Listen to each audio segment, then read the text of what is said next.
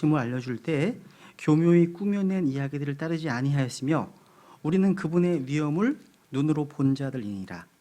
뛰어난 영광으로부터 이러한 음성이 그분께 나서 이르기를 이 사람은 내 사랑하는 아들이라. 내가 그를 매우 기뻐하노라 하실 때에 그분께서 하나님 아버지로부터 존귀와 영광을 받으셨느니라. 하늘로부터 나온 이 음성은 우리가 그분과 함께 거룩한 산에 있을 때 들은 것이니라. 또한 우리에게는 더 확실한 대언의 말씀이 있으니 날이 새어 샛별이 너희 마음속에 떠오를 때까지 너희가 어두운 곳에서 비치는 빛을 대하듯이 이 말씀에 주의를 기울이는 것이 잘하는 것이니라. 먼저 이것을 알라. 성경 기록의 대언은 결코 어떤 사적인 해석에서 나지 아니하였나니 대언은 옛적에 사람의 뜻으로 말미암아 나오지 아니하였고 오직 하나님의 거룩한 사람들은 성령님께서 자기들을 움직이시는 대로 말하였느니라. 오늘날 어려운 전문 용어들을 이제 쓰면서 여러 가지 성경적 교리들에 관련해서 논쟁하기 좋아하는 보수적인 신학자들이요, 성경의 영감을 이야기할 때 너무나 당연하게 자신들의 논거로 삼는 것은 이렇게 얘기합니다. 주로 하나님께서 이 성경에 영감을 주신 때가 언제인가? 이런 질문을 많이 해요. 그러니까 영감을 주신 때가 언제냐? 그러면서 당연히 그때는 최초의 원본이 기록될 때라고 얘기합니다. 그래서요, 대부분의 학생들과 이제 신자들도 뭐 다른 이견 없이 성경의 원본이 기록될 때 하나님께서 영감으로 기록하셨고 그 성경이 섭리적으로 보존되었다라고 이해하고 믿고 있습니다. 정말 그렇습니까? 정말? 아닙니다. 아닙니다. 여러분, 성경의 영감에 대해서 설명하고 있는 그 어떤 책을 보더라도요, 성경의 영감을 하나님께서 성경을 기록하는 기록자에게 어떤 영적인 어떤 그 통제력을 행사하셔서 인간적으로 아무런 오류가 없는 원본을 기록하게 하셨다. 이것이 대부분의 어떤 보수적인 조직신학 책에 언급되어 있는 내용들입니다. 이게요. 그래서 저는 오늘 성경 신자들의 관점에서 성경이 이 주제에 대해서 뭐라고 말씀하고 있는지 한번 다뤄보려고 합니다. 그러니까 성경의 영감이라는 주제에 대해서요. 우리 이제 방금 읽어보신 베드로서 1장 이 말씀에 보면 이제 그동안 공부한 주제들이 나옵니다. 하늘로부터 들린 하나님의 음성이라고 하는 특별 계시가 등장하고 있고 또 그 특별 계시의 완성인 이 성경의 해석과 관련된 이야기도 공부했습니다. 또 사적인 해석이 무엇인지도 공부했습니다.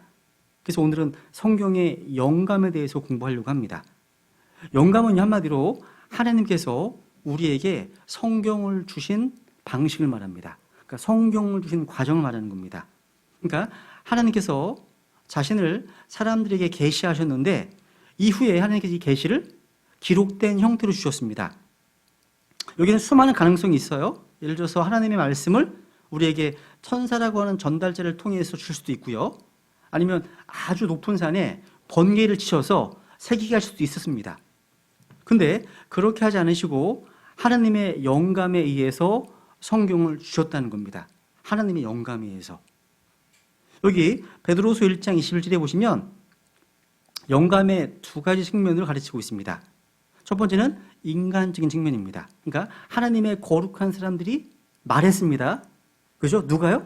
하나님의 거룩한 사람들이. 근데 여기는 신적인 측면이 있습니다. 성령님께서 움직이셔서. 그러니까 이런 신적인 측면이 있다는 거죠. 그래서 성령님께서 움직이셔서 말하게 하셨기 때문에 이 성경 기록의 저자는 하나님이십니다. 그래서 이 성령 하나님께서 이 성경 말씀의 저자였음을 분명하게 알 수 있습니다. 여기 움직였다는 단어, 밑줄 쳐보세요. 움직였다. moved라는 단어예요. 그러니까 하나님께서 말씀들을 주셨고 그리고 그 말씀들을 말하게 한 거예요. 근데 이 단어와 동일한 단어가요, 사도행전 27장에 보면 동일한 헬라어들랑 이렇게 번역되어 있습니다. 사도행전 27장 17절에 보시면 이게 27장 17절에 보면 그들이 그것을 끌어올리고 또 도움을 받아 배 아래쪽을 둘러싸고 유사에 빨려들까 두려워하여 돛을 내리고 그대로 뭐 했다고요? 밀려갔다. 이 드리븐이라는 단어. 밀려갔더라. 그 단어로 번역이 되어 있습니다. 그러니까 배가 전적으로 바람에 의해서 밀려가고 통제되었던 것처럼 하나님의 사람들이 성령님에 의해서 통제가 되어서 말하고 기록했다는 겁니다. 그런 의미예요. 그래서 이 성경의 영감은 초자연적인 기적입니다. 기적이에요. 그러니까 하나님께서는 대략 40명의 기자들을 통해서 사용하셔서 우리에게 놀라운 통일성을 가지고 있는 한 권의 책을 주셨습니다. 그리고 하나 더 보겠습니다. 디모데후서 3장 16절, 아주 유명한 말씀이죠. 디모데후서 3장 16절도 확인해 보겠습니다. 디모데후서 3장 16절.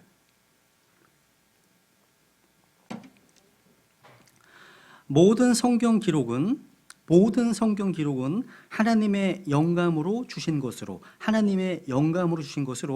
교리와 책망과 바로잡음과 의로 교육하기에 유익하니. 그러니까 하나님의 영감, 그죠? 그러니까 영감이라는 단어가 신약 성경에 딱 한 번 나오는 여기 나오는 거예요. 근데 이 단어는요, 인스피레이션의 단어는 하나님께서 호흡을 불어 넣으셨다 이런 뜻입니다. 그러니까 이 성경 기록은요, 명백하게 하나님의 말씀의 저자가 하나님이심을 가르치고 있는 겁니다. 여기 이제 이 영감이라는 단어가 영어로 보시면 이게 이제 인스피레이션이라는 단어입니다. 인스피레이션. 이 단어는 명사형입니다. 동사는 인스파이어입니다. 인스파이어. 동사. 뜻은 뭐냐면 호흡할 때 숨을 들이쉬는 것을 말합니다. 인스파이어. 그래서 호흡이라는 한자에서 흡에 해당하는 말입니다. 그러니까 공기가 우리 폐 속으로 들어오는 것처럼 어떤 아이디어나 생각을 불어넣는다라는 의미가 파생된 거예요. 영감받았다 이런 하잖아요. 그래서 한국에서, 우리나라에서 인스피레이션이라는 단어가 이미 언론이나 예술이나 어떤 연예 분야에서의 어떤 외래어처럼 쓰이고 있다는 사실입니다. 여기 인스피레이션의 반대말은 그 exploration입니다. 그러니까 동사는 expire입니다. expire. 무슨 얘기냐면 이 뜻은 숨을 내쉬는 겁니다. expire. inspire는 뭐라고요? 들이마시는 거고 expire는 뭐예요? 내쉬는 겁니다. 그래서 호흡에서 호자에 해당하는 단어입니다. 그러니까 공기가 우리 폐 속에서 완전히 빠져나가면 사람이 죽습니다. 숨을 거두는 거예요. 죽습니다. 그죠? 이거 사망입니다. 사망. 끝나는 겁니다. 그래서 expire 의미에는 끝나다, 뭐 종료하다 이런 뜻을 갖고 있는 겁니다. 뜻이 있는 거예요. 그래서 킹제임스 성경에서 이것을 어떤 기간이 종료하다는 의미로 동사 expired라는 단어만 나옵니다. 이 킹제임스 성경에서는요.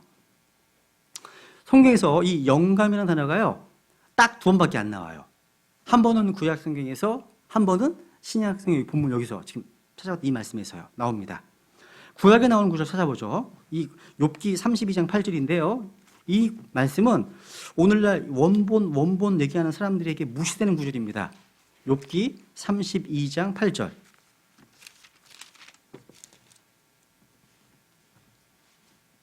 욥기 32장 8절. 그러나 사람 안에는 영이 있고 전능자의 영감이 그들에게 명철을 주나니. 전능자의 영감이 인스피레이션 나오죠? 그죠? 잘 보세요. 아까 디모데 후서하고 욥기에 보면 인스피레이션을요 보면 그 영감 자체가 목적이 아니라 하나님께서 목적한 것을 사람들에게 주시기 위한 어떤 수단임을 알 수 있습니다. 그러니까 전능자의 영감에 의해서 명철을 주십니다. 그러니까 하나님께서 명철을 사람들에게 주시는데 인스피레이션에 의해서 주십니다. 또 하나님께서 우리 사람들에게 성경 기록을 주시는 데 있어서도 영감에 의해서 주십니다. 인스피레이션에 의해서요. 그러니까 두 구절 모두가 다 사람에게 주신 겁니다. 중요합니다. 주십니다. 그러니까 즉 영감의 인스피레이션의 결과물이 명철이고 인스피레이션의 결과물이 성경 기록입니다. 하나님께서 무엇인가 목적하신 바를 사람들에게 주실 때 영감을 통해서 주신 겁니다. 영감을 통해서. 여기 아까 디모데후서 3장 16절에서 보면 모든 성경 기록이 가장 중요한 강조점입니다. 모든 성경 기록이. 이걸 유념할 필요가 있습니다. 그래서 인스피레이션은요, 숨을 들이쉬는 것인데 성경에서 딱 2번 다 하나님과 함께 쓰였습니다. 하나님과 함께요. 즉 영감, 인스피레이션의 창시자가 하나님이심을 보여주는 사실입니다. 이제 성경에서 하나님께서 숨을 이제 내신 것들, 그러니까 하나님의 숨을 찾아서 하나님의 숨결에는 어떤 특징이 있는지 한번 살펴보는 게 되게 필요합니다. 특히 하나님의 숨 가운데 유독 성경 기록과 관련되는 하나님의 인스피레이션, 이 본질을 우리가 추론해 볼 수가 있습니다. 찾아보면 우선 창세기 2장을 보겠습니다. 창세기 2장 하나님의 숨, 호흡. 창세기 2장 7절.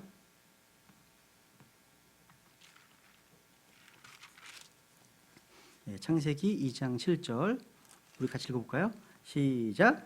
주 하나님께서 땅의 흙으로 사람을 지으시고 생명의 숨을 그의 콧구멍에 불어넣으시니 사람이 살아있는 혼이 되니라.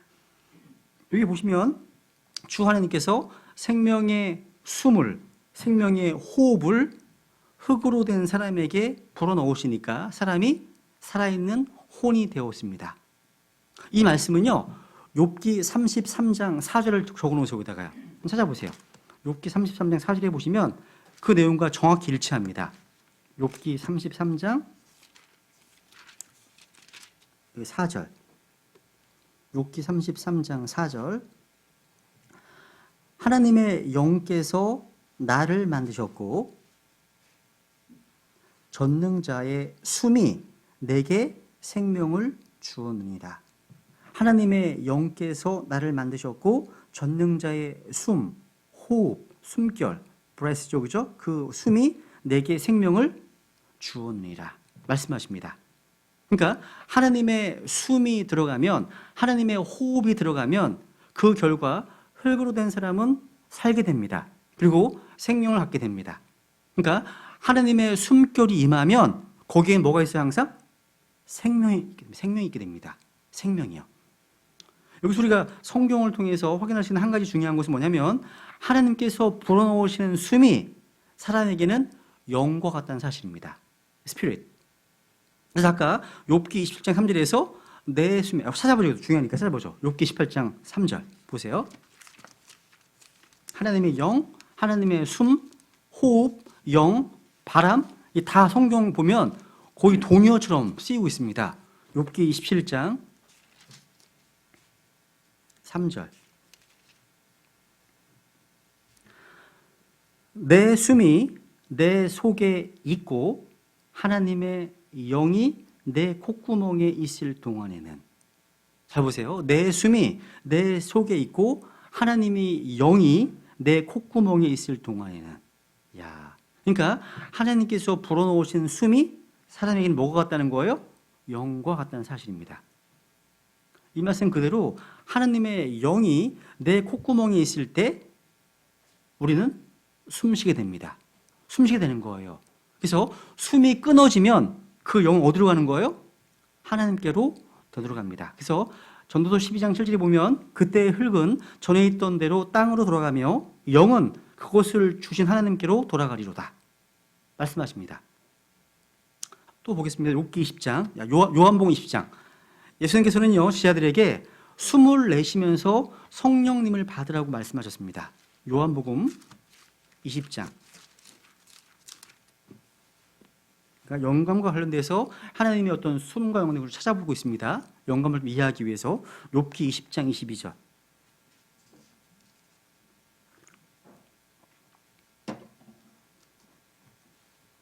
요한복음 20장 22절. 이제 부활하신 주님께서 제자들에게 나타나셔서 이렇게 말씀하시는 거죠, 그렇죠? 그분께서 이것을 말씀하시고 그들 위해 숨을 내쉬며 그들에게 이르시되 너희는 성령을 받으라. 성령을 받으라. 자, 숨을 내쉬고 나서 성령을 받으라 하십니다. 에스겔서 37장도 가겠습니다. 에스겔서 37장 말씀도 일관되게 이 사실을 증언하고 있습니다. 에스겔서 37장. 이제 마른 뼈에 관련된 환상을 말씀하고 있는데요. 거기서 이제 이제 마른 뼈가 어떤 형체를 이루었습니다.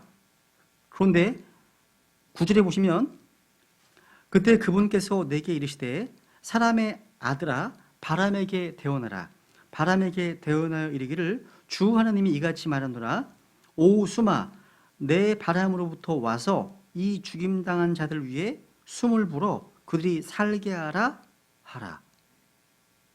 지금 오 수마 내 바람으로부터 와서 얘기하고 있잖아요. 그죠? 숨을 불어 살게 하라 하십니다. 이 얘기를 보세요. 14절에 보시면 에스겔이여 바람에게 주님의 말씀을 대언했습니다. 그죠? 근데 하나님께서는 그 상황을 이렇게 다시 설명하십니다. 이렇게 14절에 또 내가 내 영을 너희 속에 두어 너희가 살게 하고, 보세요. 내가 내 영을 너희 속에 두어 너희가 살게 하고. 지금 뭐냐면 하나님의 숨이, 바람이, 호흡이 사람에게 임할 때 사람의 입장에서 그분의 숨은 그분의 영이고 그분의 숨은 죽은 자를 살게 하시는 생명을 줍니다. 결국 인스피레이션이라는 단어에서 가장 중요한 포인트는 뭐냐? 그 결과에 하나님의 영이 거하고 생명이 있느냐는 사실입니다. 그게 중요한 포인트예요. 영감에는 하나님의 숨결, 호흡이 있느냐, 거기 생명이 있느냐, 그게 사실입니다. 반대말이 뭐라고 할까요? 숨을 거두는 것, 사망을 뜻하는 엑스포레이션입니다. 그죠? 하나님께서 자신의 숨결을 불어넣으시니까 인스피레이션에 의해서 성경 기록이 주어져 있습니다. 이 말씀은 하나님의 말씀, 하나님의 숨결이 담긴 이 성경이 하나님의 영이 함께 있고 또 살아있느냐라는 사실을 강조하고 있는 거예요. 그러니까 성경이 살아있는 책이라는 거예요. 생명이 있다는 거예요. 그걸 강조하고 있는 거예요. 그런데 성경 기록을 보니까 하나님의 말씀은 분명히 영입니다. 내가 너에게 이른 말들이 영이요 생명이라 하셨죠. 분명히 영입니다. 그리고 히브리 사장에 보시면 하나님의 말씀 분명히 살아있습니다. 살아있어요.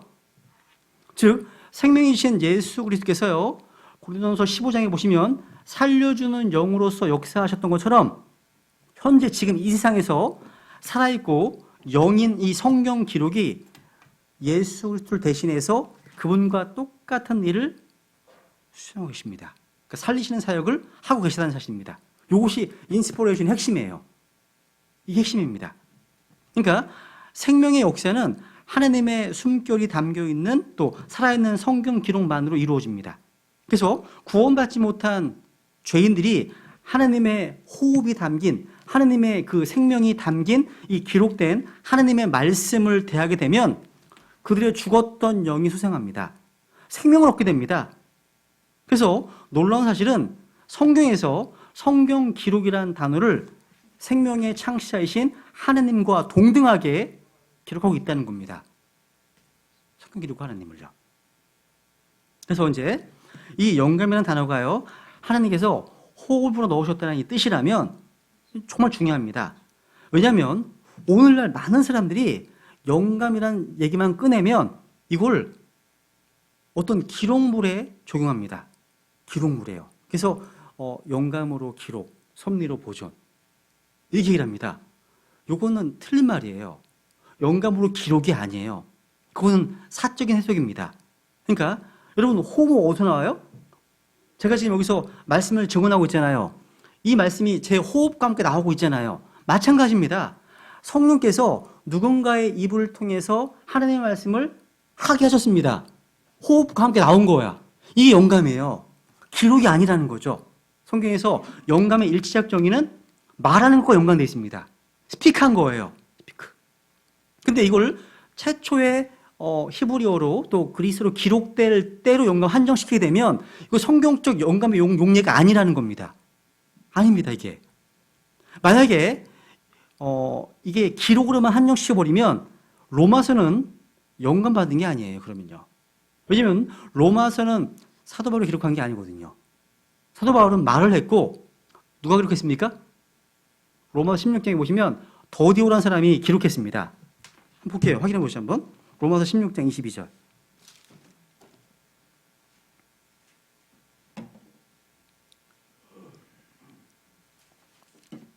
로마서는 바울이 직접 쓰지 않은 거예요. 그러니까 이게 영감을 처음에 기록한 단어, 그리스어, 헬라어로 얘기하면 이거는 바울이 기록한 게 아니거든요.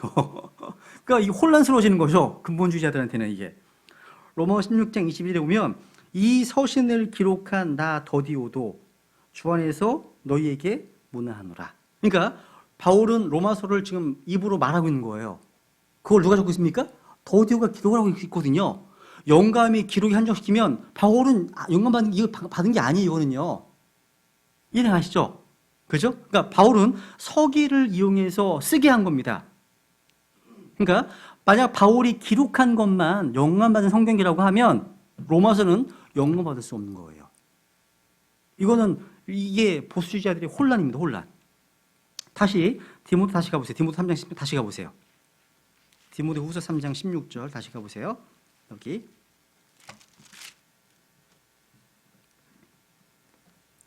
3장 16절 모든 성경 기록은 하나님의 영감으로 주어진 것으로 주신 것으로 모든 성경 기록은 하나님의 영감으로 주신 것으로 여기서 성경 기록이란 뭘 뜻합니까? 또 영감으로 주었다는 건 무슨 뜻입니까? 근본주의자들, 보수주의자들 이렇게 답변합니다. 여기서 얘기하는 성경 기록은 축자적으로 영감받은 원본을 말하는 것으로 번역본들이나 사본들에게는 적용할 수 없다. 영감이란 뭐냐? 영감이라는 단어는 한 장의 종이에 어떤 성경 단어들이 처음으로 기록되었을 때 하나님께서 호흡을 불어 넣으셨다는 것을 뜻한다. 이게 주장합니다. 무슨 뜻인지 아시겠어요? 이게요? 이게 주장한다는 거예요. 그러니까 우리들 알고 있는 영감의 정의가 달라요. 다르니까 그 다른 정의에서 개념을 세워버리니까 달라지는 거예요. 전부 다. 그래서 저희들이 킹제임스 성경이 하나님의 영감으로 주어진 하나님의 말씀을 믿으면 이거 뭐 이중영감 아니냐 이렇게 막 비판을 받을 수 있게 되는 거지 이게요. 그러니까 영감에 대한 데피니션이 다른 거예요. 지금요. 상황 자체가요.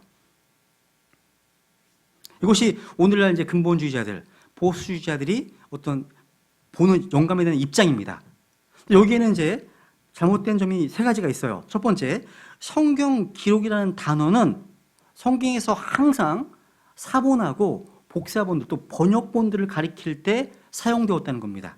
항상 성경 기록이 이런 단어가 성경을 찾아오면 결코 단 한 번도 원본을 가리킨 적이 없습니다. 없어요. 없습니다. 여러분, 예수 그리스도께서 회당에 들어가셔서 성경 기록도 읽으셨습니다. 또 베레아 사람들이 날마다 성경 기록을 상고했습니다. 그죠? 그리고 에디오피아 내시가 성경 기록들을 열었다고 되어 있어요. 이 성경 기록 전부 다 뭐예요? 원본이에요? 아니죠. 원본의 사본의 사본의 사본의 사본의 사본이죠. 필수한 사본들이죠. 그죠? 우리 주님께서는요, 유대인들이 성경을 읽지 않는 것을 책망하셨습니다. 그게 원본이에요? 그게요?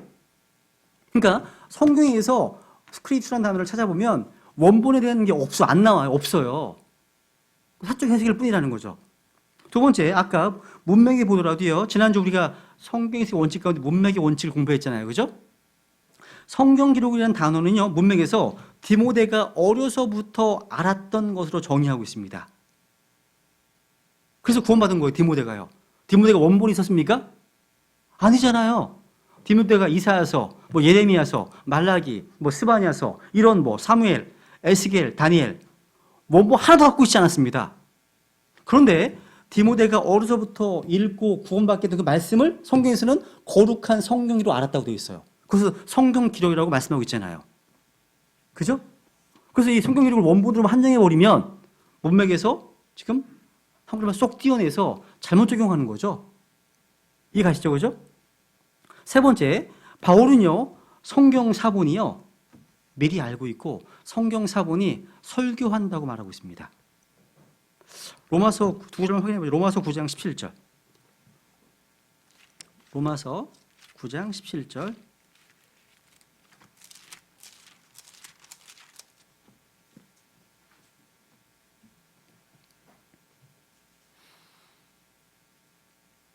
로마서 9장 7절에 보면요. 로마서 9장 17절입니다.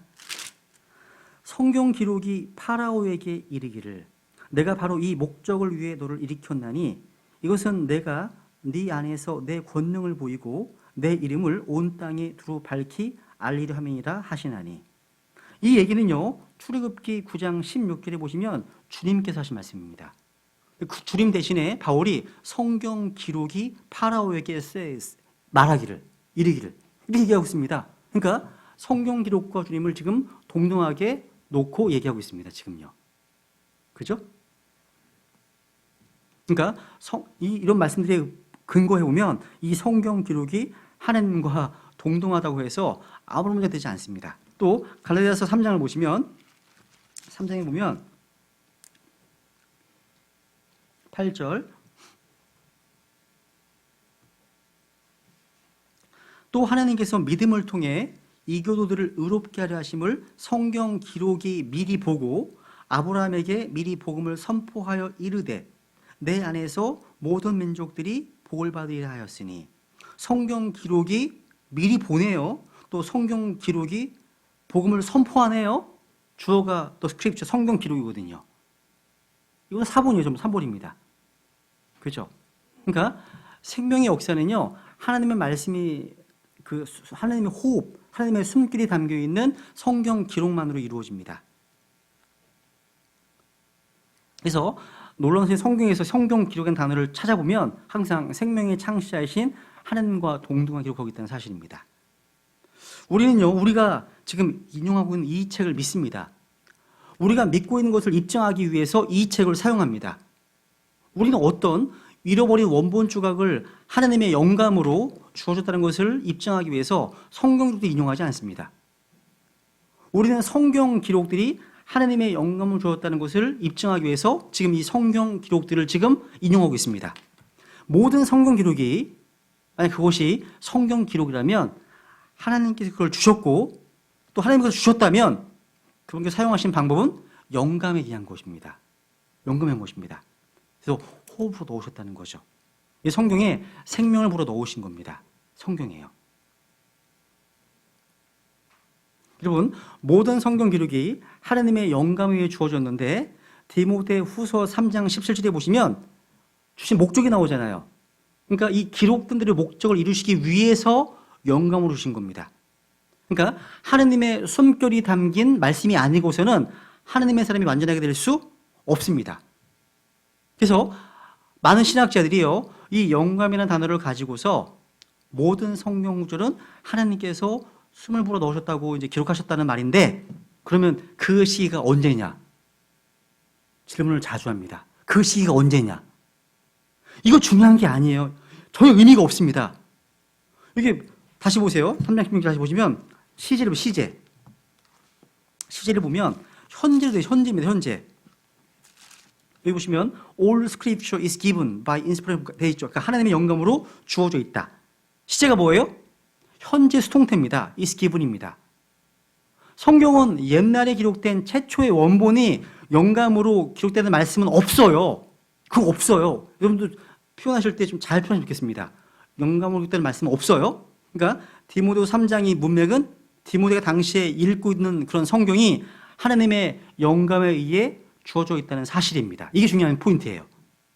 절대로 과거에 기록된 원문이 아닙니다. 사실 인스피레이션, 영감은요, 기록의 시기와는 아무 상관이 없어요. 그게 없어요. 근데 항상 원문을 생각하거든요, 사람들은요. 그게 아니어서 안 나온다는 거예요. 그러니까 지금 저 여러분이 디모데가 본 것과 동일한 성경을 가지고 있고 그 성경을 통해서 생명이 역사하고 있다면 그것도 하나님께서 영감으로 주신 겁니다. 그래서 우리가 영감을 논하는 데 있어서 영감의 시기라든지 또 원본이 영감으로 기록됐다든지 하는 그런 명제는 전혀 성경에 근거하지 않습니다. 근거하지 않는 거예요. 그래서 성경에서는 영감이라는 단어가 기록과 함께 쓰인 적이 없습니다. 사실 학자들이 주장하는 영감받은 원문은 이 세상에 존재하지 않습니다. 그들의 생각 속에서만 존재하는 어떤 관념적 실체일 뿐이에요. 없어요, 그게. 없거든요. 또 원문도 한두 개가 아니에요. 수몇 개가 있어요. 그리고 성경 전체가 다 모아지는 원문은 없어요, 다. 없어요. 누군가 편집한 것이 다. 물어보시면 돼요. 당신이 얘기하는 원문은 누가 편집한 겁니까? 물어보면 당황할 거야, 아마. 당황합니다. 그래서 일차적으로 영감은 뭐라고요? 영감은 기록한 것과 관련된 것이 아니라 뭐와 연관되어 있다고요? 말하는 것과. 말하는 것과 연관되어 있다는 사실을 베드로서 1장 21절은 말씀하고 있는 겁니다. 그러니까 하나님의 거룩한 사람들이 성령님에 의해 움직여져서 말했습니다. 만약 영감을 기록한 최초의 원본이라고 주장한다면 로마서는 영감받지 않은 거예요. 그러면요. 아닌 거예요. 그러니까 사도 바울이 직접 기록하지 않고 더디오가 대서했던 로마서 어떻게 이해할 겁니까? 여러분 생각해 보세요. 요나는 성경에서 4장만 지금 여기 가지고 있죠. 요나는요. 그죠? 그러면 물어볼게요. 요나가 그 니느의 그 상황에서 영감으로 말했던 모든 말이 4장밖에 안 될까요? 훨씬 많습니다. 4장만이 아니에요. 아주 많은 것들을 말했습니다. 영감에서 말했습니다. 그 말한 것 가운데 하나님께서는 우리로 하여금 4장만 갖기 원하신 겁니다. 미가서는 몇 장? 미가서는 몇 장으로 되어 있습니까? 7장입니다. 7장. 페이지로 한 12페이지밖에 안 돼요. 근데 미가가 그 당시에 영감으로 말한 게 7장밖에 없을까요? 평생 사역하는데 어마어마할 겁니다. 근데 하나님께서는 영감으로 주어진 성경 기록은 7장밖에 없어요. 무슨 이제 이해 가세요? 영감은 스피킹 말하는 거예요. 마치 다윗이 얘기하잖아요. 주의 영께서 다윗의 입을 통하여 말씀하신 것처럼 이런 얘기들. 그러니까 다윗의 입을 통해 주님이 말씀하신 거거든요. 이 영감의 영감. 이 영감이라는 거죠. 그 말씀하신 것들 가운데 우리 기록으로 주어진 특별히 성경이라는 책이라는 거죠. 근데 성경을 기록을만 한정시켜주면 그럼 다윗이 기록되지 않은 영감으로 한 말은 다 뭐예요? 거짓입니까? 아니죠. 그죠? 여러분 또 다섯 왕들을 섬겼던 다니엘. 이 다니엘이 다니엘서에 기록되어 있는 것만을 말할 때, 그 말할 때만 영감이 받은 겁니까? 영감 받은 겁니까? 그것만? 아니라는 거예요.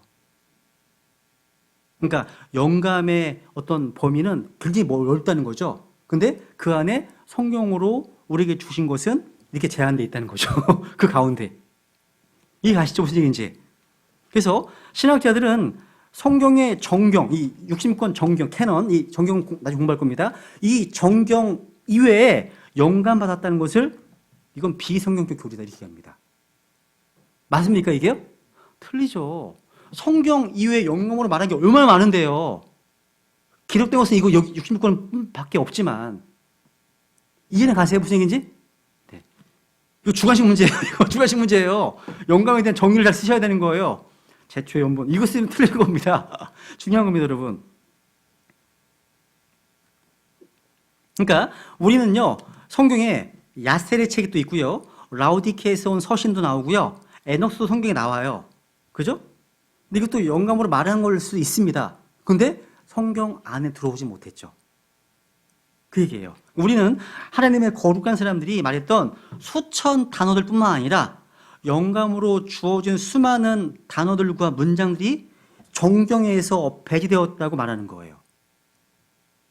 말했으면 불구하고. 그죠? 왜냐하면 하나님께서 그걸 원치 않으셨기 때문에.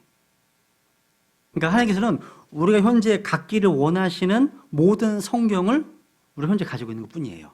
그 외의 것들은 다 하나님 제하셨습니다. 그 얘기예요.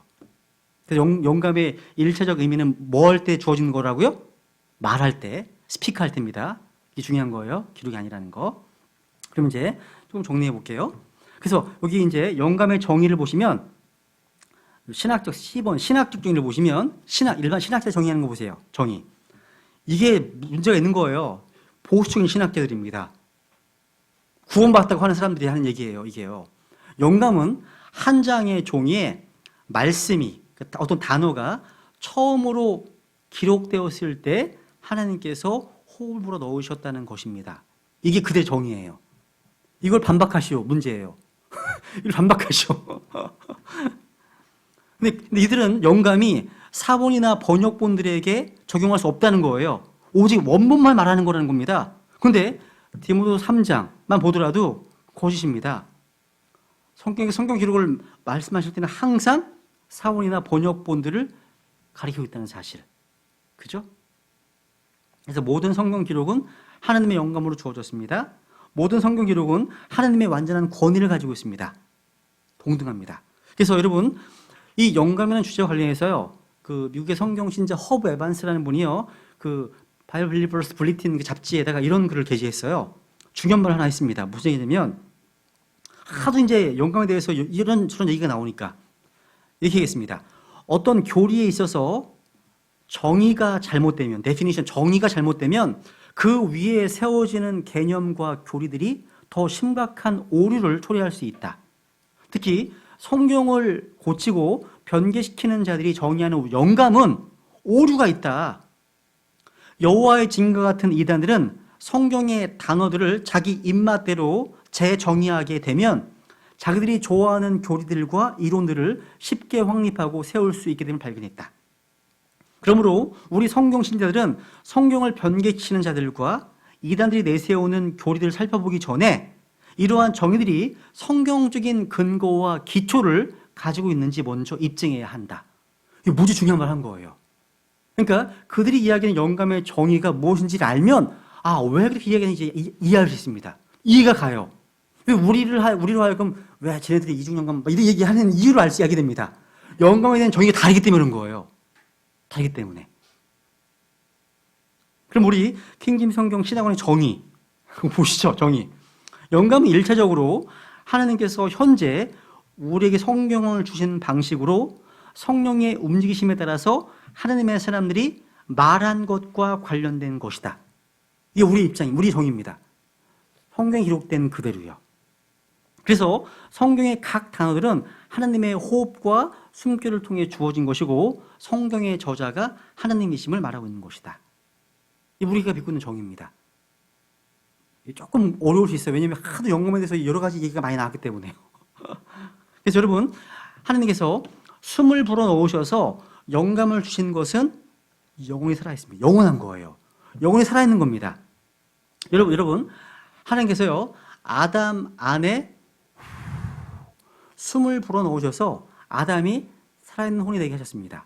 살아있는 혼. 하나님의 숨을 불어넣으셨기 때문에 그 혼은 불멸입니다. 서로 소멸되지 않습니다. 구원받았든 받지 않았든 간에요. 아담 이후에 태어나는 모든 사람들로 하여금 하나님께서는 계속해서 호흡을 불어넣으실 필요가 없습니다. 왜? 계속 이어지고 있거든요, 현재까지. 이게요. 숨 쉬고 있잖아요. 그러니까 마찬가지입니다. 하나님께서요, 생명의 숨을 내셔서 말하게 하시고 그 말한 말씀들을 기록하게 하셨습니다. 그 성경에 그 단어를 넣으셨습니다. 그 다시 결코 그 안에 호흡을 넣지 않으셨습니다. 우리가 오늘 가지고 있는 성경은 살아있고 영감받은 겁니다. 아직도 이 안에 하나님의 숨결이 담겨 있습니다. 그 숨결은 결코 사라지지 않을 겁니다. 왜냐하면 그것은 살아있으며 영원히 거하기 때문입니다. 성경이요. 이 안에 숨결이 있다고요. 그래서 읽으면 더 풍성한 생명 가운데 왜? 하나님의 호흡, 숨, 생명 여기 담겨 있기 때문에 성경을 안 읽으면 생명력이 고갈돼 버립니다. 시들어 버리는 거예요. 우리가 구원받은 생명 얻었잖아요. 그죠? 근데 하나님은 그건 시작인 거예요. 더 풍성한 생명으로 우리 인도하고 오시잖아요. 근데 성경 안 읽어. 그러면 고갈됩니다. 고갈. 궁핍, 고갈. 그리고요, 살아있는 것들은 다른 살아있는 것들을 다시 재생산합니다. 죽어있는 것들은요, 벌레를 생산하죠. 죽어있는 것들은요. 살아있는 것들은 마찬가지예요. 그러니까 영감으로 주어진 성경 기록은 유익합니다. 유익합니다. 원본들은 유익하지 않습니다. 성경에는 모든 성경 기록이 유익하다고 우리가 말씀하시잖아요. 원본은 유익합니까? 유익하지 않습니까? 유익하지 않죠. 없는데 유익합니까? 유익하지 않죠, 당연히요. 그죠?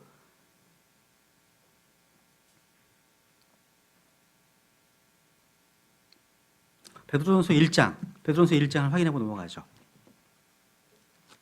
썩지 아니야 하나님의 말씀. 그죠? 베드로전서 1장 23절.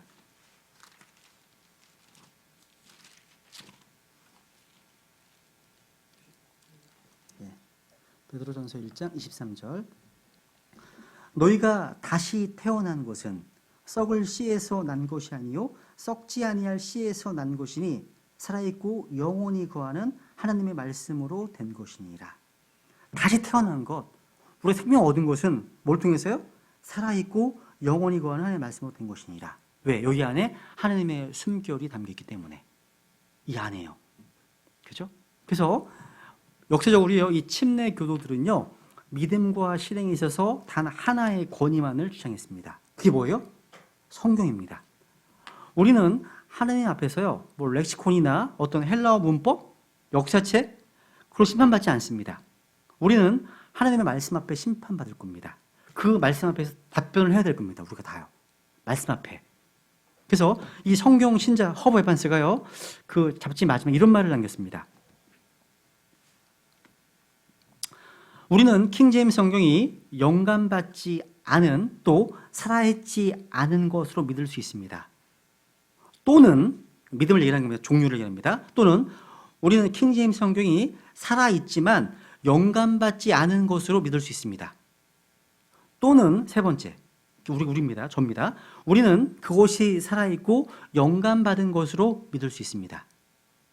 만약 우리가 킹제임스 성경이 살아있지도 않고 영감받지도 않았다고 믿는다면 우리의 입장은 일관된 것이지만 우리는 죽어있는 책을 설교하고 있음을 인정해야 됩니다. 살아있지 않은 책이니까 죽어있잖아요. 만약 우리가 킹제임스 성경은 살아있지만 영감은 받지 않았다고 믿는다면 우리는 성경이 하나님의 호흡이 없이 살아있을 수 있다고 생각하는 일관성 없고 모순된 주장을 하고 있는 겁니다. 마지막, 우리가 킹제임스 성경이 살아있고 영감을 받은 것이라면 우리는 적어도 하나님의 숨결이 담겨있는 이 성경에 무조건적인 복종을 요구할 수 있다. 세 번째입니다. 세 번째, 킹제임스 성경은 살아있고 영감으로 주어진 하나님의 말씀입니다. 그 다른 건 있을 수가 없습니다. 그래서 여러분, 이 영감의 단어에 대해서요, 게일 리플링거가 쓴 책에 보면 흥미로운 여러 가지 얘기를 하는데 두 구절만 찾아볼게요. 우선 성경에서 호흡, 영, 말씀, 이게 다 같이 연관되어 있는 건지 아세요? 우선 시편 33편 6절을 보세요. 시편 33편 6절. 이게 성경이 있는 그 자체 내장 사전에 의하면 호흡, 영, 바람, 말씀이 다 같이 연결되어 있습니다. 시편 33편 6절. 시편 33편 6절.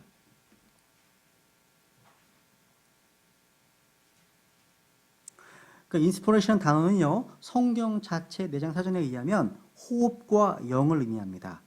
시편 33편 6절에 보면 주의 말씀으로 하늘들이 만들어지고 하늘들의 온 군대가 그분의 입의 숨에 의해 만들어졌도다. 그러니까 주의 말씀으로, 그 다음에 그분의 입의 숨에 의해 같이 병렬되어 있습니다. 그러니까 주의 말씀에 의해, 그리고 그분의 입의 호흡에 의해. 그러니까 주의 말씀, 말씀과 호흡이 같은 거구나 지금. 근데 그것이 요한복음 6장 3절에 보시면 내가 너에게 말하는 그 말들이 영이요 생명이다 말씀하십니다. 그러니까 말씀, 호흡, 영, 생명 같이 연결되어 있습니다. 여러분, 인스피레이션이라는 단어 중에요, 그 가운데 SPIR 들어있어요. SPIR. 여러분, 인공 호흡할 때 이게 artificial respiration이라는 단어 쓰거든요. 그 respiration 할 때도 SPIR이 있어요. 호흡이 들어있습니다. 또 spirit, 영어 할 때 SPIRT. 스피릿도 마찬가지죠. 그러니까 이 SPIR이 호흡과 되게 많이 쓰여 있어요. 단어들이요. 우리가 폐활량계를 측정할 때 이 스파이로라모트라는 단어 쓰거든요. 그 폐활량계라는 단어가 있어요. 여기도 SPIR이 들어있어요. 그러니까 SPIR이 있는 건 다 호흡, 숨과 연관된 단어라는 거죠. 근데 아까 하나님의 영과 전능자의 숨이 같이 병렬되어 있죠. 호흡, 숨, 영, 바람, 말씀, 생명 다 연관되어 있다는 거예요. 그죠? 그러니까 동일한 단어라는 거예요. 지금 동일한 단어. 하나님께서 아담 안에 생명의 호흡으로 넣으셨습니다. 우리는 이 생명의 호흡이 어떻게 세대마다 계속 전달되는지 잘 몰라요. 근데 지금도 우리 호흡하고 있잖아요. 호흡하고 있습니다. 자, 마찬가지입니다. 하나님께서요, 성경 기록에 영감을 주셨습니다. 근데 성경은 이 영감이 어떻게 보존되고 어떻게 세대마다 전달되는지 정확히 말하지는 않습니다. 그래서 성경은 오늘날 아직도 호흡하고 있습니다. 이 성경은요, 살아있습니다. 여러분, 우리가 호흡할 때 어떤 리듬이 있잖아요. 리듬 있지 않아요? 호흡할 때요? 그 특징이 킹제임스 성경도 마찬가지예요.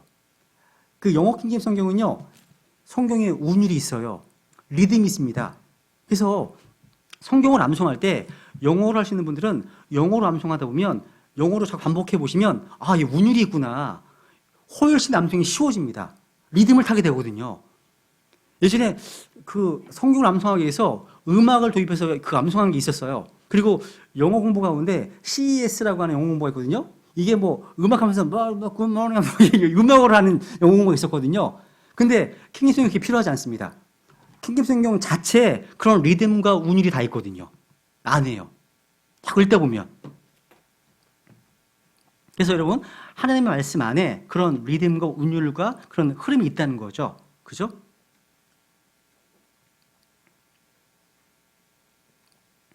그러면 이제 D번. 성경의 영감에 대한 성경적 원칙들. 이건 뭐 다 공부한 거예요. 그러니까 영감의 대상은 사람이 아니라는 것. 그죠? 뭐라는 거예요?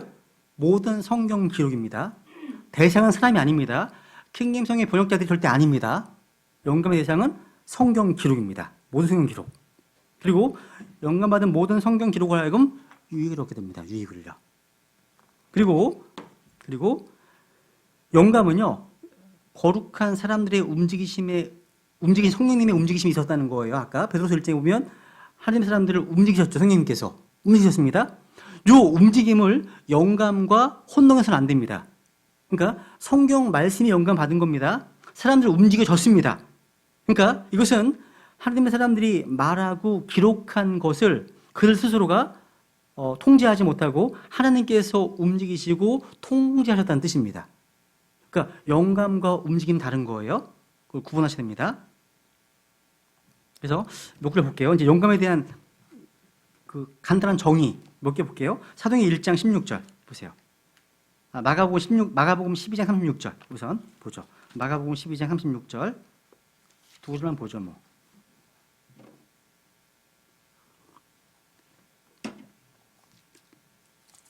마가복음 12장 36절에 보면 이게 영감이에요.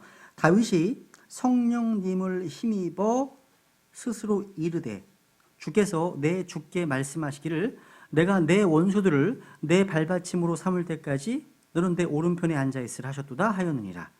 그러니까 다윗이 성령님을 힘입어 스스로 이르되 되어 있죠? 이 영감입니다. 성령님께서 움직이고 계신 거예요. 다윗은 말하고 있습니다. 이게 영감이에요. 이게요. 사도행전 1장. 영감은 일차적으로 말하는 것과 연관되어 있는 거구나. 금방 알 수 있습니다. 사도행전 1장 16절. 사도행전 1장 16절. 사람들아 형제들아 예수님을 잡아간 자들의 길잡이가 된 유다에 대하여 성령님께서 다윗의 입을 통해 미리 말씀하신 이 성경 기록이 반드시 성취될 필요가 있었나니. 금방 알겠죠? 이게 영감이구나. 금방 알겠죠? 그죠? 성령님께서 다윗의 입을 통해서 미리 말씀하신 이 성경 기록. 이게 영감으로 주어진 겁니다. 그죠? 어렵지 않습니다. 그죠? 세 번째, 영감의 방법. 우리는 모든 사람이 영감을 우리 성경 신자들이 믿고 있는 것 같이 믿고 있지 않음을 우리가 알고 있어야 됩니다. 기독교 안에는요, 수많은 이론들이 있습니다. 다양한 이론들이 있습니다. 이 이론들은 보수, 현대, 신정통주의 세 가지 신학적 입장들로 나눌 수 있습니다. 간단히만 하게 넘어갈게요. 첫 번째, 보수적인 신학에서의 영감의 이론입니다. 이들은 이렇게 얘기합니다. 말이 그렇답니다. 성경은 하나님의 말씀입니다. 이렇게 얘기합니다. 근데 우리가 뭐가 다른지 아세요? 이들은 성경이 없어, 근데. 원본이거든, 그게. 그러니까 하나님 말씀이라고 얘기하는 성경이 원본이라고 얘기하기 때문에 성경이 없어요. 원본주의. 이분들은요. 무슨 알겠어요? 이게요? 말은 성경의 말씀을 얘기를 합니다. 어떤 성경인데요? 하면 원본이에요. 원본입니다. 여기는 첫 번째, 이 보수적인 신학, 이분들은 이렇게 합니다. 역동적 영감이론이라는 게 있어요. 쉽게 얘기해서 이거예요. 기계적으로 받아 적었다는 얘기예요. 시키는 대로. 이거 잘못입니다. 성경에 보시면 각 기자들의 자기 스타일대로 적었어요. 그러니까 그 기자들의 특성이 나타납니다. 그러니까 하나님께서 모든 걸 관장하셨지만 그 기자에 따라서 특성이 나타나고 있어요. 그래서 기계적 구술은 아니라는 사실. 두 번째, 개념 영감. 이거 알아두세요. 개념 영감. 요거 때문에 이걸 믿고 있기 때문에 오늘날 수백 종의 성경이 나오는 거예요. 왜? 그러니까 이거는요. 뭐냐면 성경의 사상, 성경의 개념, 메시지만 영감으로 주어졌다는 주장이에요. 이건 침례교 신학자 A.H. 스토링이라는 사람이 주장한 건데요. 이것 때문에 내용만 같으면 말씀이 달라도 문제 없어. 개념이 같은데? 메시지가 같잖아. 그러니까 우리는 메시지 성경을 봐도 돼. 이렇게 된 거예요. 이게요. 그러니까 다 기본적으로 다 동일한 걸 말하고 있잖아. 아닙니다. 성경은요. 영감으로 주어진 것이 모든 단어들이 영감받은 거예요. 메시지가 아니에요. 어떤 그 개념이 아닙니다. 사상이 아닙니다. 모든 성경 기록, 성경의 단어 하나하나가 전부 다 영감받은 축자적인 영감, 이따 공부하겠습니다. 축자적인 영감을 가르치고 있습니다. 그럼 이제 두 번째, 현대주의자들의 영감이 어떤 게 있을까요? 이렇게 합니다. 성경은 하나님의 말씀을 포함하고 있습니다. 이렇게 얘기를 합니다. 여기는 부분 영감이 있습니다. 부분 영감. 이거는 뭐냐면 성경의 어떤 부분은 영감받았고 다른 어떤 부분은 영감받지 않았다. 이게 중요합니다. 그리고 자기들끼리도 달라요. 이건 영감받은 거, 이건 영감받은 거. 서로 달라요. 예수님의 뭐 어떤 산상수훈은 영감받았고, 머리를 걷는 건 영감받지 않았다. 이렇게 막 얘기를 합니다. 서로 다릅니다. 달라요. 기준이 뭐예요? 기준이 뭡니까? 그 기준이요. 그러니까 하나님의 말씀보다 사람이 최종원이 되는 거예요. 이걸 또 다르게 유사한 게 뭐냐면 그 디그리, 그러니까 차별영감이란 말이 있어요.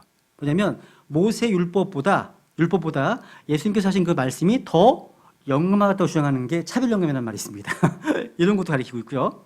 두 번째, 은혜로운 영감, 뭐 천재영감 이런 게 있는데 이거 뭐냐면 영감을 존 버년의 어떤 그런 철로역정과 같은 영감 수다 놓는 거예요. 일반 책과 비슷한 수다 놓는 겁니다.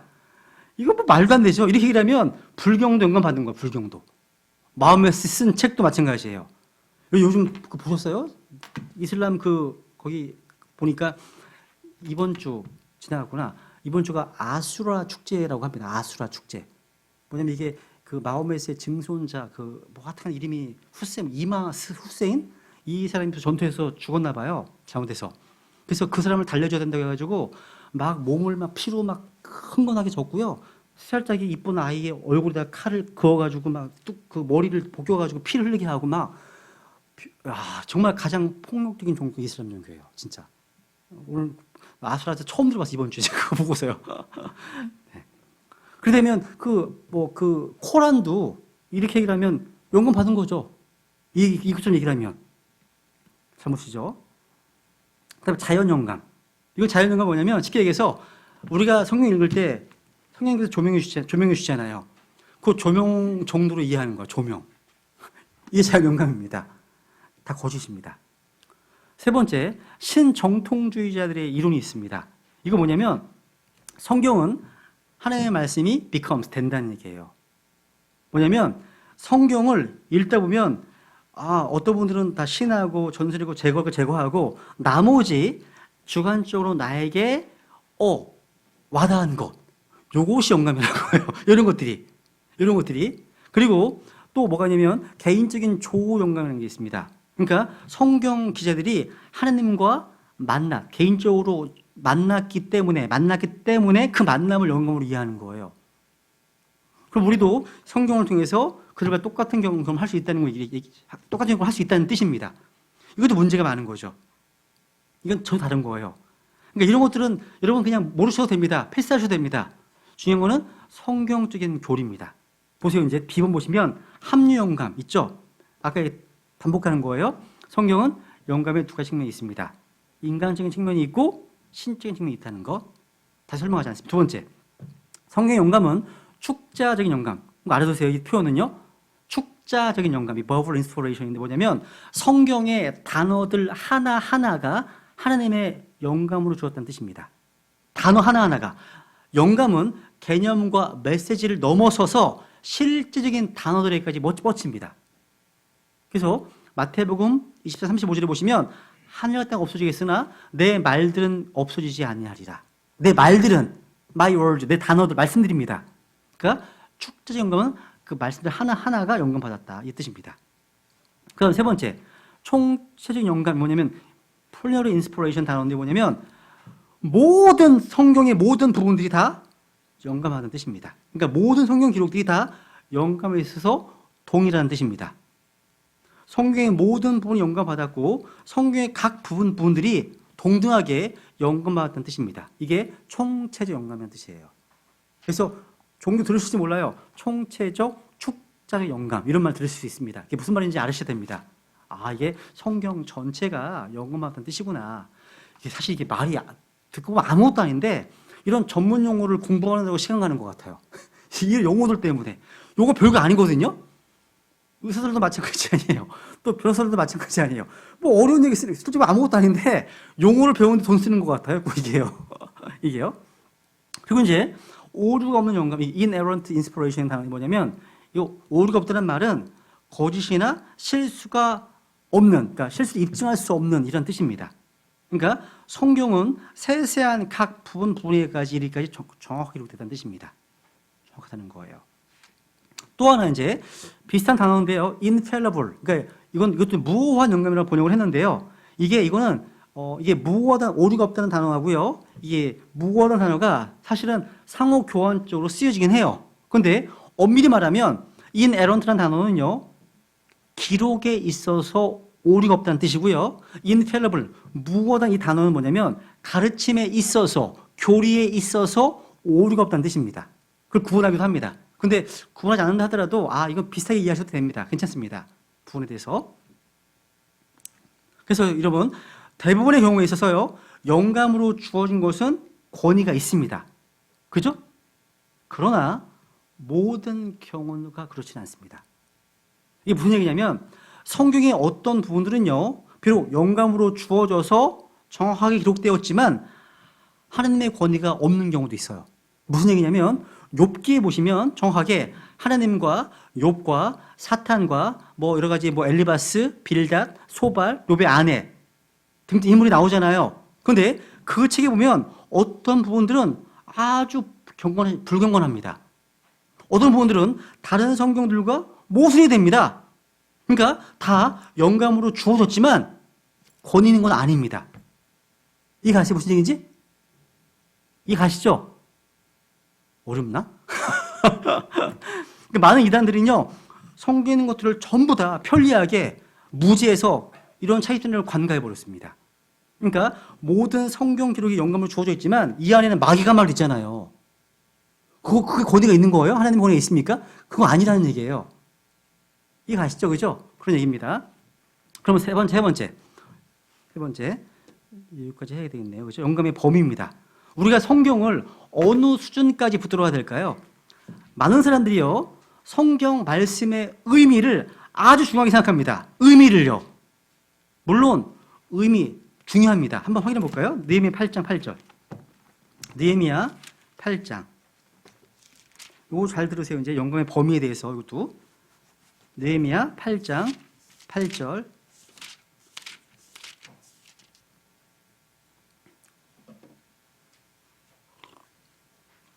느헤미야 8장 8절 같이 읽어볼게요. 시작. 이와 같이 그들이 하나님의 율법에서 책에서 명료하게 낭독하고 의미를 알려주어 그들로 하여금 그 낭독한 것을 깨닫게 하니라. 보세요. 지금 우리가 율법책, 성경을 읽어야 됩니다. 그리고 그 읽은 내용의 의미를 이해하는 것은 아주 중요합니다. 그래서 신약교회에 은사로 주어진 목사와 교사 임무는 성경을 읽고 그 의미를 알려줘서 읽은 것을 이해시키는 데 있습니다. 의미도 중요하다는 겁니다. 그러면 메시지도 중요할까요? 메시지? 중요합니다. 요한일서를 볼게요. 요한일서 1장 5절. 성경에 메시지도 나와요. 요한일서 1장 5절. 그런즉 우리가 그분에게서 듣고 너희에게 밝히 드러내는 소식이 메시지입니다. 소식이 이것이니 곧 하나님은 빛이시요 그분 안에는 전혀 어둠이 없다는 것이라. 3장 11절도 보시면 마찬가지예요. 11절. 이는 우리가 서로 사랑해야 한다는 이 소식이, 이 메시지가 너희가 처음부터 들은 소식이기 때문이라. 메시지. 그래서 우리는 메시지를 결코 하찮게 여기면 안 됩니다. 여러분, 의미가 통하면 그것은 충분합니까? 아닙니다. 여러분, 단어 하나도 중요합니까? 아니면 그 이상으로 중요한 것이 있을까요? 여러분, 성경에 단어 하나만으로 중요할까요? 그 이상입니다. 그 이상이에요. 보세요. 그러면 하나님께서 우리에게 영감을 주신 것이 무엇이 있는지 정리해 볼게요. 첫 번째, 말씀이 영감받았습니다. 이거 뭐 설명할 필요 없습니다. 두 번째, 말씀들이 영감받았습니다. 말씀들, 단어들이 당연한 거죠. 그런데 성경에는 성경의 프레이즈, 구 하나도 중요합니다. 확인해 볼게요. 히브리서 12장 보세요. 구. 히브리서 12장 26절 17절. 히브리서 12장 26절 27절. 그때는 그분의 음성이 땅을 흔들었거니와 이제는 그분께서 약속하여 이르시되 내가 또 땅뿐만 아니라 하늘도 아직 한 번 더 흔들으라 하셨느니라. 또 아직 한 번 더 yet once more, 아직 한 번 더라는 이 말씀을 설명하고 있어요. 말씀은 흔들릴 수 없는 그것들을 남아있게 하시려고 만드신 것들 중에서 흔들리는 그것들을 제거하시면 표적으로 보여주나니. 그러니까 아직 한 번 더라고 하는 단어를 지금 세밀하게 설명하고 있죠. 구도 중요합니다. 구. 그죠? 또 스펠링 중요할까요? 스펠링? 글자 중요할까요? 글자 하나하나? 중요합니다. 보세요. 갈라디아서 3장. 철자 하나하나 중요합니다. 예수님은요, 나는 알파와 오메가요. 말씀하셨습니다. 그죠? 철자 하나 중요합니다. 갈라디아서 3장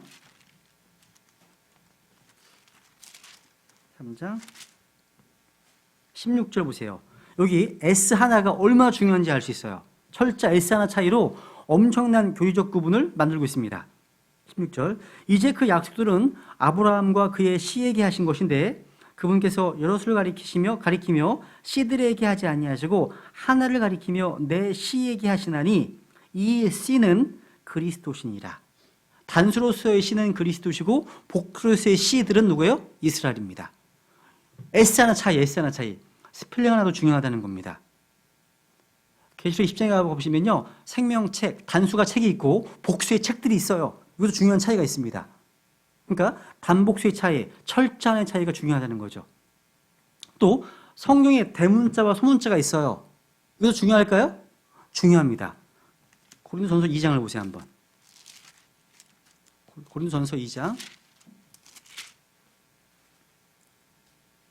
11절 보면 사람의 것들을 사람의 속에 있는 사람의 영 외에 어느 누가 알리요? 이와 같이 하나님의 것들도 하나님의 영 외에는 아무도 알지 못하니라. 여기 보시면 사람의 영과 하나님의 영을 구분하시면서 사람의 영은 소문자 스피릿, 하나님의 영은 대문자 스피릿 구분하고 있습니다. 대소문자를 가지고서 성령님과 인간 영을 구분하고 있다는 사실 구분할 수 있죠, 그죠? 그리고 그러면 여러분 콜론, 또 세미콜론, 또 구두점 이거 중요할까요? 이것도 영감받았습니다. 중요합니다. 콤마 하나가 중요해요. 확인해 보죠. 히브리서 10장. 우선 마태복음 5장부터 보고 넘어가요. 마태복음 5장 18절. 마태복음 5장 18절 읽고 히브리서 10장 가겠습니다. 마태복음 5장 18절.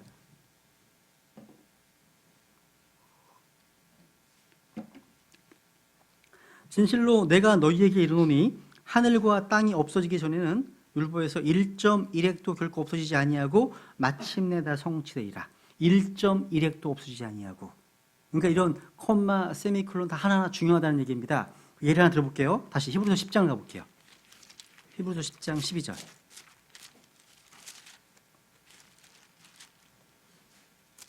콤마 하나 무시하면 안 됩니다. 콜론, 세미콜론 무시하시면 안 됩니다. 여기 보시면 히브리 10장 12절 보시면 12절.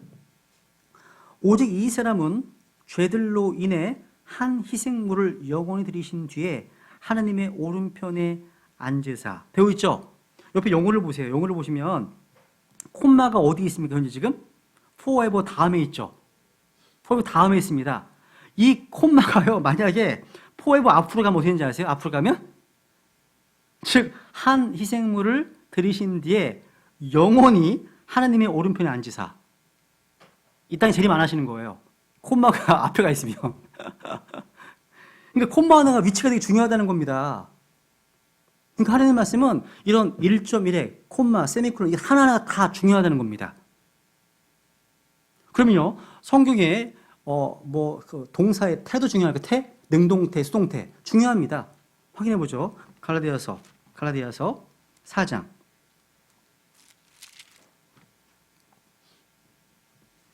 갈라디아서 4장 9절. 갈라디아서 4장 9절. 그러나 이제 너희가 하나님을 안 뒤에 혹은 하나님께 알려진 뒤에 어찌 다시 약하고 천한 초등 원리로 돌아가 다시 그걸 속박당하려 하느냐. 여기 보시면 능동태와 수동태의 차이를 잘 보여주고 있죠. 내가 하나님을 아는 것과 하나님께 알려지는 것 차이. 그죠? 말씀하고 있잖아요. 그러면 또 성경의 동사의 시제는요. 시제도 너무 중요한 거죠. 시제도요. 요한복음 8장 58절. 요한복음 8장 58절 보면 예수님 말씀하셨잖아요. 아브라함이 있기 전에 내가 있느니라 하시잖아요. I am. 그죠? 예수님께서 자신이 누구신지를 분명히 계시하는 구절입니다. 시제 하나가 되게 중요하다는 거예요. 하나하나 다. 그래서 연금의 범위가요. 킹제임스 성경은 버릴 게 없어요. 누구 말대로 from cover to cover 하라는 말씀이라는 겁니다. from cover to cover. 그러면 이제 2번은 이게 아마 한글 성경에서는 이제 표현이 안 되는데 이탈릭체, 그러니까 이탈릭체의 말씀들도 연금 받았을까? 이탈릭체 말씀들도요? 연금 받았습니다. 여러 가지 설명하시는데 가장 설명 잘 해놓은 책이요. 사무엘 기비 쓴 그 앤서북에 보면 자세히 나와 있어요. 이탈릭체에 대해서. 오늘날 어떤 분들은요, 킹제임스 성경의 이탈릭체로 쓰여진 부분은 원문에 없는 거예요. 원문에 없는 건데 킹제임스 성경 번역자들이 첨가한 것이기 때문에 삭제되어야 한다고 주장합니다. 근데 정말 그럴까요? 정말? 아니라는 거죠. 만약 우리가 킹제임스 성경의 이탈릭체 부분들 중에 어떤 것 하나로 삭제해야 한다면 전부 삭제해야 될 겁니다. 그렇지 않다면 전부 받아들여야 할 거라는 사실이죠. 여러분, 우리가 어떤 글을요, 한 언어에서 다른 언어로 번역해 본 경험이 있다면 새로운 언어의 문장 구조를 완성하기 위해서 단어들을 보충해 맞는 건 잘 알 겁니다. 그죠? 모든 번역하는 사람들이요, 성경을 번역하면서 이런 일을 했습니다, 실제로요. 다만 킹제임스 성경의 번역자들은요, 정직한 사람들이었습니다. 그래서 자기들이 보충한 단어들을 이탈릭체로 표시해놨습니다. 예를 들면 이런 거죠. 한번 보죠. 한번 시편 23편 1절 보세요. 한번 시편 23편 1절. 시편 23편 1절. 유명한 말씀이죠. 주는 나의 목자시니 내게 부족함이 없으리로다. The Lord is my shepherd 되어 있죠. is란 단어가 기울어 있죠.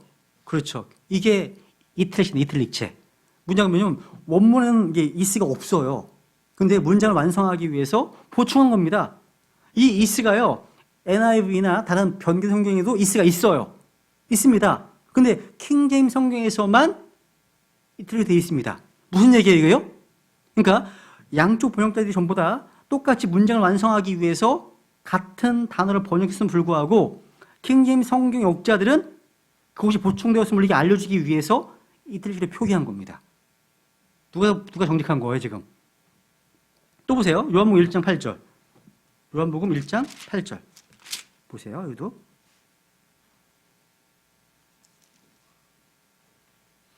우리 지금 킹제임스 성경이 이탈릭으로 표현한 것으로 인해서요, 그 번역자들을 칭찬해야 됩니다, 지금. 1장 8절 보면 그는 그 빛이 아니요 그 빛에 대해 증언하도록 보내어진 자더라. 보내어졌다. was sent. 누워있죠? 이틀렉체입니다. 근데 뉴 킹제임스 성경도 똑같이 was sent로 되어 있습니다. 근데 이틀렉체로 되어 있지 않습니다. 야, 그러니까 이틀렉체로 지금 기록한 쪽은 킹제임스 성경 역자들입니다. 그러니까 킹제임스 성경 역자들은요, 오늘날의 학자들이 하는 그런 속임수, 부동직함을 따르지 않았습니다. 그래서 자기들이 보충한 부분을 이틀렉체로 넣는 정직성, 도덕성, 오히려 칭찬받아 마땅한 거예요. 그죠? 하나 더 볼게요. 사무엘하 21장 19절. 이틀렉체를 삭제하게 되면 어떤 일이 벌어지냐면 성경이 오류가는 책으로 바뀝니다. 사무엘하 21장 19절. 사무엘하 21장 19절.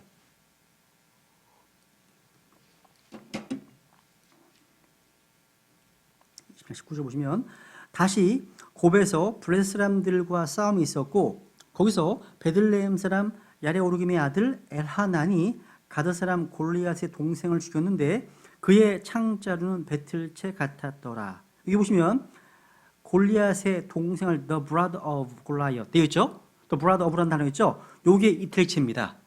원문에는 없어요. 그런데 문장을 완성하기 위해서 킹림 적자들이 집어넣습니다. 만약 이걸 빼버리면 어떻게 될까요? 골리앗을 누가 죽인 거예요? 엘하난이 죽인 것으로 성경이 잘못돼 버리는 거죠. 그죠? 그러니까 이틀렉체도 하나님의 영감으로 주어진 하나님의 말씀이라고 믿을 수 있다는 겁니다.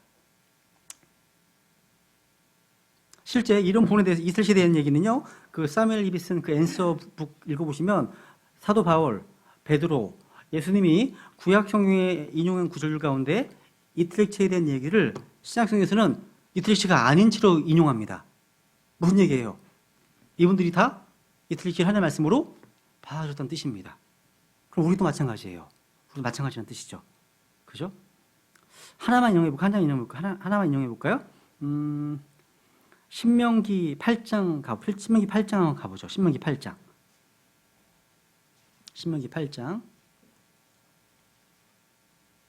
3절. 신명기 8장 3절. 여기 보면 유명한 말씀이 하나 있어요.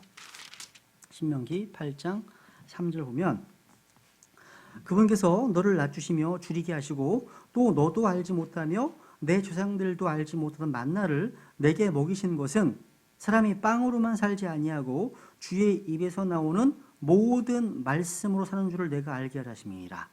이 모든 말씀이랄 때 말씀이라는 단어가 every word 할 때 word라는 단어가요. 이틀렉체입니다. 원문에 없어요. 그런데 구약 성경을 인용하신 예수님께서 이 말씀 인용하시는데 보세요. 여기는 워드가 옆으로 누워 있잖아요. 이틀렉체잖아요. 근데 마태복음 4장을 가보세요. 4장 4절. 마태복음 4장 4절에 보시면 그분께서 응답하여 이르시되 기록된 바 사람의 빵으로만 살 것이 아니요 하나님의 입에서 나오는 모든 말씀으로 살 것이라 하였느니라. 지금 신명기 8장 3절 인용하고 계시거든요. 여기 보시면 하나님의 입에서 나오는 모든 말씀할 때 every word가요. 이틀렉체가 아닙니다. 이틀렉체가 아니에요. 그러니까 신명기 8장에는요. 히브리 원문에 보시면 이 word에 해당하는 히브리어 원문 이 나바르가 발견되지 않습니다. 근데 우리는 예수님께서 사탄과 싸우실 때 신명기 8장 3절 말씀을 인용하시는데 말씀을 실제 인용하십니다. 그대로 인용하십니다. 그러니까 예수님께서는 킹제임스 성경이 이틀렉체로 표시한 단어를 포함한 구절 전체를 인용하고 계십니다. 그럼 우리 어떻게 돼요? 우리도요. 이틀렉체 하나님의 말씀으로 받아들여야 하는 겁니다. 똑같이요. 그죠? 그래서 우리가 예수님의 피로 구원받은 성경 신자라면 킹제임스 성경 이틀렉체를 사도와 베드로와 또 예수님이 인정하신 이상 우리도 당연히 인정해야 될 겁니다. 그죠? 이런 면에서 우리는 킹제임스 성경이 히브리어, 헬라어보다 더 뛰어나고 최종권이라고 말하는 겁니다. 그런 면에서요. 그 외에는 다 빼고요. 마지막 하나만 더 마칠게요. 맨 마지막에 보시면 성경의 책 이름, 또 소제목 각주 하나하나 이건 다 영감받은 것입니까? 예를 들어서 이런 거예요. 성경 맨 앞에 가보세요. 한번. 맨 앞에 가보시면 창세기 보면 기원이라 하는 모세의 첫째 책 창세기 되어 있죠. 이런 내용들 또 볼게요. 한번 디모데 후서를 가보. 디모데 후서에 가보시면 4장. 디모데 후서 4장 보세요. 맨 마지막 절 22절 아래 부분에 각주로 각주. 아래 부분에 뭐가 써 있죠? 에베소 사람들의 교회의 첫째 감독으로 임명받은 디모데에게 보내는 둘째 서신을 바울이 네로 앞에 두 번째 불려나갈 때 로마에서 써서 보내다. 이런 것들. 그러니까 성경책의 제목과 각주, 또 장과 절, 뭐 시편 둘째 편 이런 표현이잖아요. 이런 장과 절 구분과 제목과 각주로 다 영감받은 것일까요? 이런 부분들. 어떻게 보세요? 이 부분은 제가 데이비드 리건의 글을 소개하고 그냥 마칠게요. 데이비드 리건이라는 성경 신자 돌아가셨는데요. 정말 저는 저랑 이메일 주고받으면서 좀 교제했던 분인데 굉장히 훌륭하신 목사님이세요. 근데 이분이 이렇게 설명해 주셨더라고요. 보니까 이 장과 절의 구분, 또 책의 어떤 제목들, 또 서신서 뒤에 나오는 각주가 영감받았다고 부르기에는 무리가 있습니다. 왜냐하면 그것들이 원문에 없었을 것이기 때문입니다. 그러나 저는 그것들이 영감받은 건 아니지만 섭리적으로 성경 안에 들어가 있다고 믿습니다. 즉 하나님께서 자신의 지혜로운 섭리 가운데 아주 일찍 성경 안에 넣어주심으로 우리가 성경을 이해하는데 도움을 주셨다고 믿습니다. 그러니까 마찬가지예요. 장과 절 구분도 우리는 성경에 보면 놀라운 숫자의 어떤 그런 권능, 신비를 볼 수 있습니다. 놀랍잖아요. 창세기 5장, 죽음에 대한 장, 로마서 10장, 이방인의 구원에 대한 장, 창세기 10장, 이방 왕국에 대한 것도 다 보이잖아요. 이런 것들. 숫자에 대한 의미가 다 표현되잖아요. 그죠? 또 사도 바울이요. 여러분 원본에 시편 같은 게 보면 시편 1편, 2편, 3편 나뉘어 있잖아요. 원문도 나뉘어 있을까요? 나뉘었다. 안 나뉘었다. 아무 생각 없다. 사도행전 13장에 가보세요. 저도 확실히 모르겠지만 사도행전 13장에 가보면 이런 말을 해요. 나 깜짝 보세요. 13장. 사도행전 13장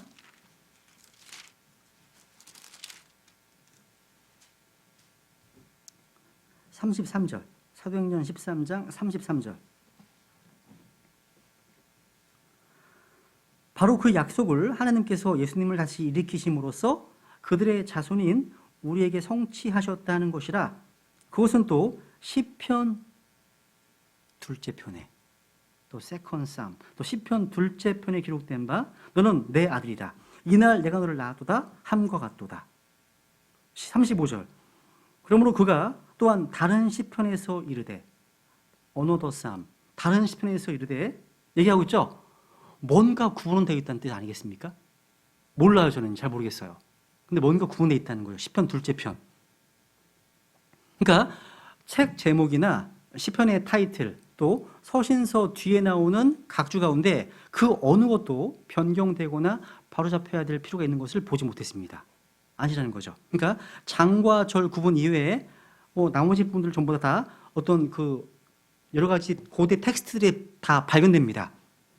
하나님께서 킹제임스 성경을 통해서 자신의 말씀을 보존하시는 데 있어서 하나님의 인도하심에 대한 믿음은 뭐냐?